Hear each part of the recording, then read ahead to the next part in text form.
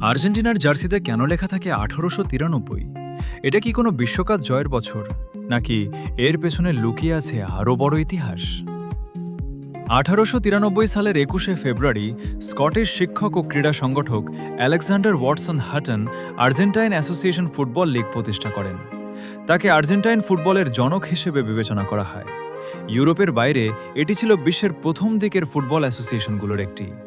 Hutton Buenos আয়ার্সে একটি ইংরেজি school প্রতিষ্ঠা করার পাশাপাশি অ্যালুমানি অ্যাথলেটিক ক্লাব নামে একটি ফুটবল ক্লাবও গড়ে তোলেন।